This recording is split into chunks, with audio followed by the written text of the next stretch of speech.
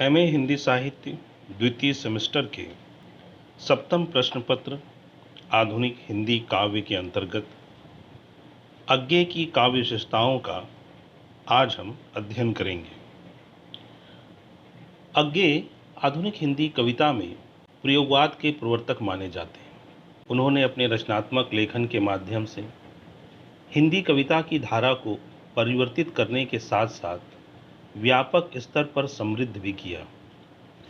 अज्ञे ने अपने निरंतर रचनात्मक अन्वेषण, चिंतन और प्रयोगों के द्वारा छायावाद की अतिकल्पनीय वायवीयता और प्रगतिवादी काव्य की एक रसता व सपाट बयानी से भिन्न काव्य को मनुष्य की सहज संवेदनाओं, अनुभूतियों व वृत्तियों से जोड़ने का प्रयास किया। सन 1943 में तारसप्तक के संपादन के साथ ही हिंदी में प्रयोगवाद का प्रारंभ हुआ। वे वस्तुतः किसी भी वाद के पक्षधर नहीं थे, बावजूद इसके उन्हें प्रयोगवाद का प्रवर्तक माना गया।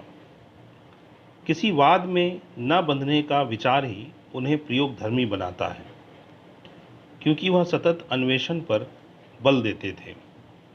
राहों के अन्वेषण की यही मानसिकता व धारणा ने हिंदी कविता में प्रयोगशीलता और वैचारिक स्वतंत्रता को बल दिया, जिसने हिंदी कविता में प्रयोगवाद की एक नवीन धारा को विकसित किया। साथ ही हिंदी कविता को नवीन भाषा, कथ्य, बिंब, प्रतीक, शिल्प आदि के स्तर पर समृद्ध भी किया। अज्ञे मूलतः कवि थे। उनके प्रमुख काव्य संग्रह इस तरह से हैं: भग्नदूत, चिंता, इत्यलम, हरी घास पर क्षणभर, बावरा अहेरी, इंद्रधनुष रौंदे हुए ये, अरे वो करुणा प्रभा में, आंगन के पार द्वार, सुनहले सैवाल, कितनी नावों में कितनी बार, क्योंकि मैं उसे जानता हूँ, माँ वृक्ष के नीचे, नदी की बाग छाया, ऐसा कोई घर आपने देखा है, सदा नीरा आदि। अज्ञे पश्चिमी विचारधाराओं से परिचित और प्रभावित भी थे। विशेषकर वे अस्तित्ववादी दर्शन से बहुत अधिक प्रभावित थे। यही कारण है कि वे व्यक्तित्व और रचनात्मक दोनों स्तर पर स्वतंत्रता पर बल देते थे। उनकी यही स्वतंत्र चेतना आधुनिकता बोध के साथ उनके काव्य में परिलक्षित होती है। उन पर कहीं ना कहीं बौद्ध दर्शन का भी प्रभाव था, जो उनकी कविताओं में युक्त करुणाबोध से ज्ञात होता है। वे कवि होते हुए भी संपादक, कथाकार, छायाकार आदि कई स्तरों पर रचनाशील थे। अपनी इसी रचनाशीलता से उन्होंने विभिन्न विधाओं में कई महत्वपूर्ण रचनाओं का सृजन किया। आज हम उनके काव्य विशेषताओं का अध्ययन करेंगे। उनके काव्य की प्रथम विशेषता है प्रकृति की सौंदर्य अनुभूति। अज्ञे का प्रकृति से गहरा लगाव था। उन्होंने अपने जीवन में बहुत सी यात्राएं की थी, जिसके कारण वे प्रकृति के बहुत करीब रहे और उसके सौंदर्य को बहुत करीब से अनुभव किया। उन्होंने प्रकृति के प्रायः शांत, सौम्य और सुंदर चित्रों को ही अधिक ग्रहण किया। उनकी कविताओं में प्रकृति का रूप बोध, रंग बोध, गंध बोध तथा ध्वनि बोध आदि इंद्रियता लिए हुए सुंदर बिंबों के साथ चित्रित होता है। प्रकृति सौंदर्य की दृष्टि से उनकी दुर्वाचर शीर्षक कविता बहुत ही महत्वपूर्ण है, जिसमें प्रकृति के सौंदर्य को उन्होंने बहुत ही सुंदर ढंग से चित्रित किया है। वे इस कविता में लिखते हैं: पार्श्वगिरी का नम्र चीड़ों में डगर चढ़ती उमंगों सी, बिछी पैरों में नदी ज्यों दर्द की रेखा, विहक शिशु मौन नीड़ों में मैंने आंख भर देखा, दिया मन को दिलासा पुनः आऊँगा, भले ही बरस दिन अनगिन युगों के बाद, क्षितिज ने पलक सी खोली, तमक कर दामिनी बोली, अरे यायावर रहेगा याद। इसी तरह प्रकृति सौंदर्य की एक अन्य कविता में वे लिखते हैं, फूल कचनार के प्रतीक मेरे प्यार के, प्रार्थना सी अर्धस्फुट कांपती रहे कली, पत्तियों का संपुट निवेदिता ज्यों अंजलि, आए फिर दिन मनुहार के दुलार के, फूल कचनार के। इस तरह से अज्ञे ने प्रकृति को एक नई सौंदर्य दृष्टि से देखा, साथ ही एक नवीन भावबोध के साथ अपनी कविताओं में प्रकृति को रचा। इस तरह से अज्ञे की कविताओं में प्रकृति बहुत ही सुंदर ढंग से विभिन्न बिंबों के माध्यम से, प्राकृतिक बिंबों के माध्यम से बहुत ही सुंदर ढंग से अभिव्यक्त होती है। अज्ञे की दूसरी विशेषता है प्रेम की प्रधानता। अज्ञे के काव्य में प्रेम के विविध रूप देखने को मिलते हैं। उनके काव्य में प्रेम का मौन भी बहुत सुंदर ढंग से संप्रेषित होता है। उनके प्रेम काव्य में नारी सौंदर्य का बहुत ही खूबसूरती से चित्रण हुआ है। अज्ञे के काव्य में प्रेम कुछ ज़्यादा ही खुलेपन के साथ चित्रित हुआ है, जो यौन वर्जनाओं से मुक्त आकुंठ प्रेम की अभिव्यक्ति है। जैसे वे अपनी एक सावन में कविता में कहते हैं, घिर गया नभ उमड़ आए मेघ काले, भूमि के कंपित उरोजों पर झुका सा, विशद श्वासाहत चिरातुर, छा गया इंद्र का नील वक्ष, वज्र सा व तड़ित सा झुलसा हुआ सा। उन्होंने प्रेम और सौंदर्य के चित्रण के लिए प्रकृति के बिंबों व प्रतीकों का अधिक प्रयोग किया। इस रूप में इनकी एक महत्वपूर्ण कविता जब पपीहे ने पुकारा की पंक्तियां देख सकते हैं, जिसमें वे कहते हैं, जब पपीहे ने पुकारा मुझे दिखा, दो पंखुड़ियां झरी लाल गुलाब की, तकती प्यासी पिया से ऊपर झुके उस फूल को, होंठ ज्यों होंठ तले। अज्ञे मानते थे कि जिस प्रकार अभिव्यक्ति कभी पूर्ण नहीं होती, उसी तरह प्रेम भी कभी पूर्ण नहीं होता, प्रेम की तृप्ति भी कभी पूर्ण नहीं होती। इस भावना को वे अपने कन्हई ने प्यार किया शीर्षक कविता में बहुत सुंदर ढंग से अभिव्यक्त करते हैं।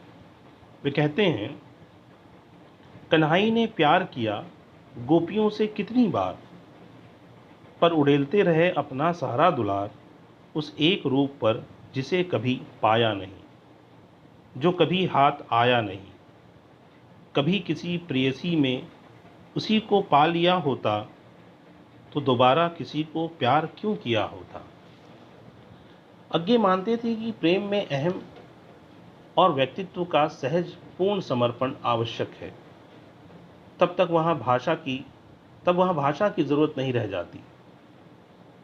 हरी घास पर क्षण भर कविता में वे इसी भाव की अभिव्यक्ति करते हुए कहते हैं, चाहे बोलो चाहे धीरे धीरे बोलो, स्वगत गुनगुनाओ चाहे चुप रह जाओ, हो प्रकृतिस्थ तनो मत, कटी छटी उस बाढ़ सरी की, नमो खुल खिलो सहज मिलो, अंतः स्मित अंतः संयत हरी घास सी।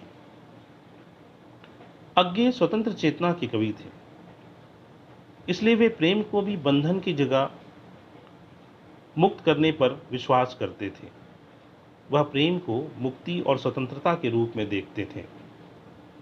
वह अपनी एक कविता में लिखते हैं, सांस का पुतला हूं मैं, जरा सा बंधा हूं और मरण को दे दिया गया हूं, पर एक जो प्यार है ना, उसी के द्वारा जीवन मुक्त मैं किया गया हूं।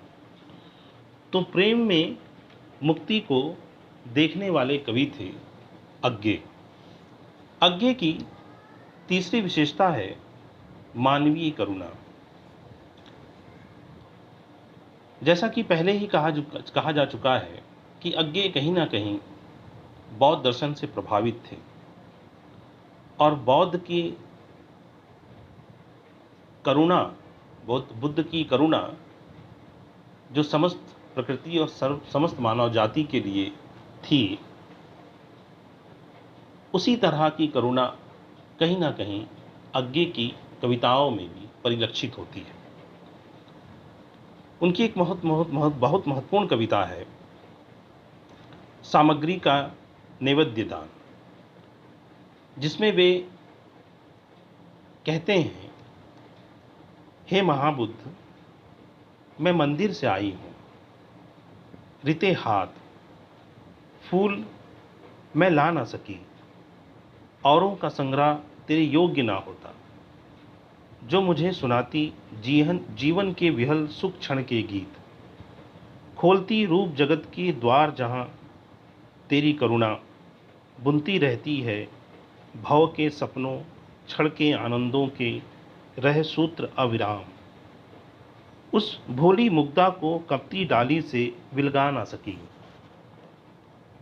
इसी कविता में वे आगे कहते हैं, जो कली खिलेगी जहाँ खिली, जो फूल जहाँ है, जो भी सुख जिस भी डाली पर हुआ पल्लवित पुलकित, मैं उसे वहीं पर अक्षत अनाघ्रात अस्पर्श अनाविल, हे महाबुद्ध अर्पित करती हूँ तुझे।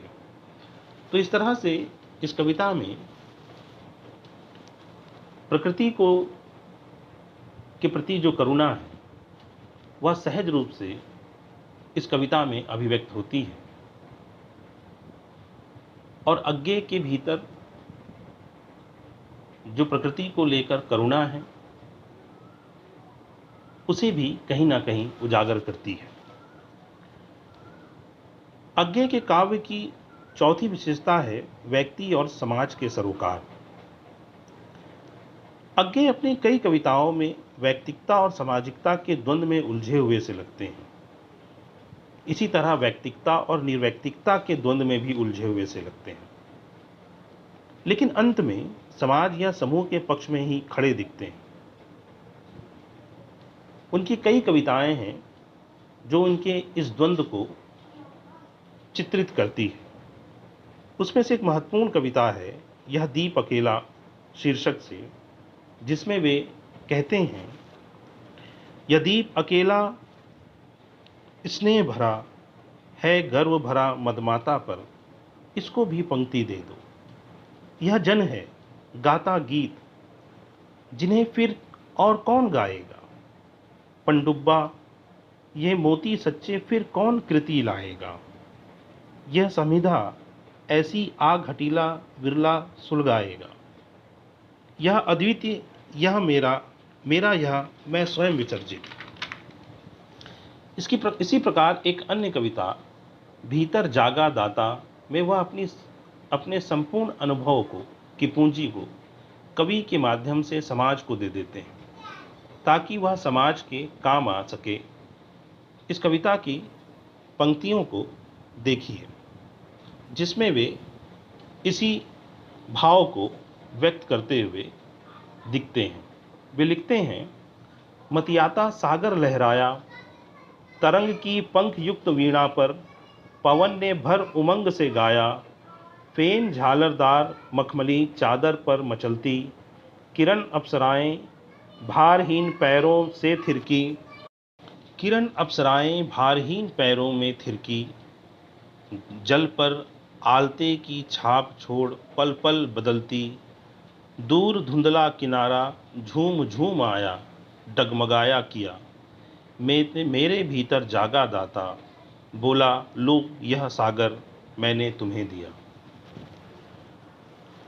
इसी तरह अज्ञे के काव्य की पांचवी विशेषता है अस्तित्ववाद। जैसा पहले ही कहा जा चुका है कि अज्ञे के चिंतन पर अस्तित्ववादी दर्शन का गहरा प्रभाव था। अस्तित्ववाद व्यक्तिवाद का समर्थन करता है, इसलिए वह व्यक्ति की स्वतंत्रता पर बल देता है तथा समाज और समाज के द्वारा बनाए गए तमाम सामाजिक बंधनों को नकारता है।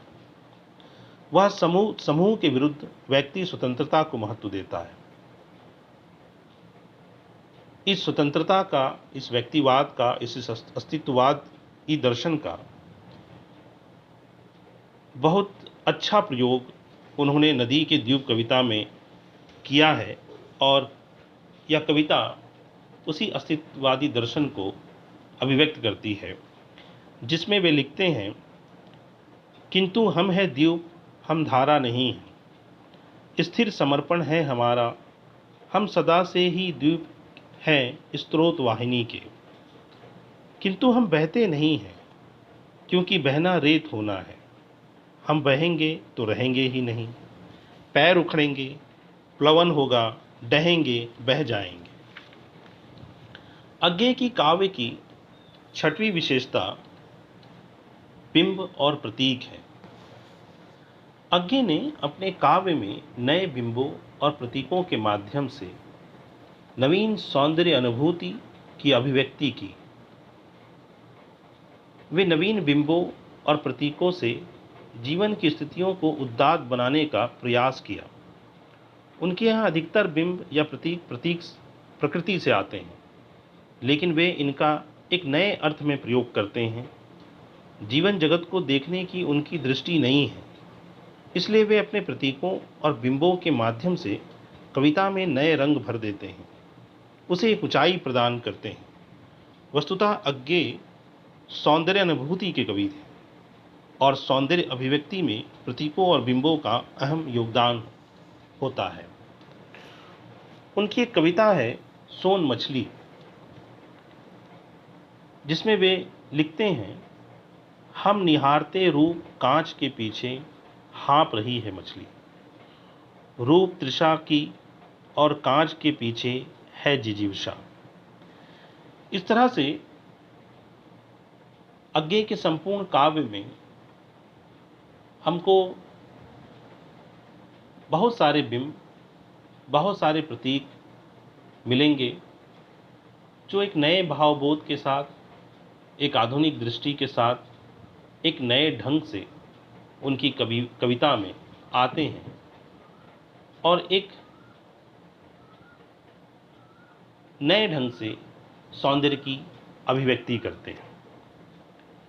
अज्ञे ने बिंबों का और प्रतीकों का अपनी कविताओं में बहुत ही सुंदर ढंग से प्रयोग किया है और कई नवीन बिंबों और प्रतीकों का भी अपनी कविताओं में सृजन किया है। इस दृष्टि से अज्ञे के बिंब और प्रतीक हिंदी कविता में बहुत महत्वपूर्ण स्थान रखते हैं। अज्ञे की सातवीं विशेषता है उनकी प्रयोगशीलता। अज्ञे ने अभिव्यक्ति की पुरानी पद्धतियां, बिंबों, प्रतीकों, उपमान तथा शिल्प को छोड़कर नया प्रयोग किया। इसके साथ ही उन्होंने कविता की भाषा, संरचना और शब्द प्रयोग में भी सजगता दिखाई। उन्होंने नए नए विषयों के साथ ही नए नए बिंबों, प्रतीकों, उपमानों की तलाश की। इस तरह उन्होंने कविता में नए प्रयोगों पर विशेष बल दिया। इसका उदाहरण उनकी चर्चित कविता कलगी बाजरे की पंक्तियों में हम देख सकते हैं, जिसमें वे अपनी प्रेमिका से कहते हैं, हरी बिचली घास डोलती कलगी छरहरी बाजरे की, अगर मैं तुमको ललाती सांझ के नभ की अकेली तारिका अब नहीं कहता, या शरद के भोर की निहाई कुई टटकी कली चंपे की वगैरह, तो नहीं कारण कि मेरा हृदय उथला था, या कि सूना है, या कि मेरा प्यार मैला है, बल्कि केवल यही, ये उपमान मैले हो गए हैं, देवता इन प्रतीकों के कर गए हैं कूच। अज्ञे ने अपनी कविता में हमेशा प्रयोग पर बल दिया, इसलिए उन्होंने नए नए बिंबों, नए नए प्रतीकों, नई भाषा, नए विषय, नए शिल्प नए शब्दों का प्रयोग वह अपनी कविता में करते रहे और एक नई अभिव्यक्ति हिंदी कविता को के सामने वे रचते रहे। अज्ञे की एक अन्य विशेषता है व्यंग और विनोद। अज्ञे ने सामाजिक विसंगतियों पर जो शहरीकरण हो रहा था, उस शहरीकरण का प्रभाव मनुष्य पर जिस तरह से पड़ रहा था, उन तमाम चीज़ों पर भी अज्ञे ने व्यंग किया है। कम किया है अपनी कविताओं में, लेकिन कई कविताओं में यह व्यंग बहुत तीखेपन के साथ उभर कर आता है।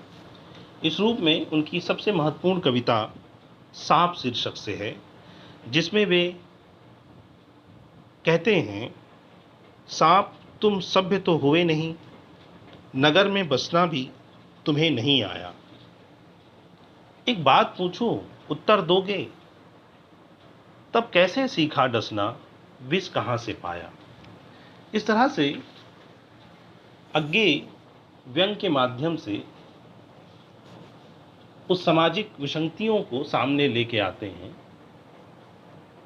जो धीरे धीरे शहरीकरण के साथ समाज में विकसित हो रहा था। इसी तरह से कवियों पर व्यंग करते हुए वे अपनी एक कविता में कहते हैं, यूं मैं कवि हूँ, आधुनिक हूँ, नया हूँ, काव्य तत्व की खोज में कहाँ नहीं गया हूँ, चाहता हूँ आप मुझे एक एक शब्द पर सराहते हुए पढ़े। तो इस तरह से हम देखें तो अज्ञे की कविताओं में समाज की विसंगतियों को लेकर एक व्यंग भी या व्यंग का रूप भी हमको देखने को मिलता है। निष्कर्षतः अगर इन तमाम अज्ञे की तमाम कविताओं की विशेषताओं पर अध्ययन करने के बाद हम निष्कर्षतः कह सकते हैं कि अज्ञे की कविता आधुनिकता बोध से युक्त, बौद्धिकता प्रधान, व्यक्ति स्वतंत्रता की चेतना से संपन्न कविता है, जिसमें नवीन कथ्यों के साथ नवीन बिंबों, प्रतीकों, भाषा, शिल्प, संरचना आदि के प्रयोग से एक नवीन भावबोध का सृजन करते हैं, जो हिंदी कविता को समृद्ध करने के साथ एक ऊंचाई भी प्रदान करते हैं।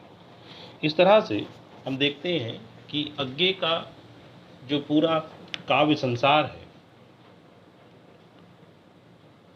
उसमें हमको कई स्तरों पर प्रयोग देखने को मिलता है। आधुनिक दृष्टि के साथ एक नया भावबोध देखने को मिलता है, एक नई काव्य दृष्टि देखने को मिलती है, और यह तमाम चीज़ें मिलकर कहीं ना कहीं हिंदी कविता को समृद्ध करती है, विकसित करती है। इस रूप में अज्ञे हिंदी कविता के क्षेत्र में एक महत्वपूर्ण कवि के रूप में हमारे सामने उपस्थित होते हैं, जिनके योगदान को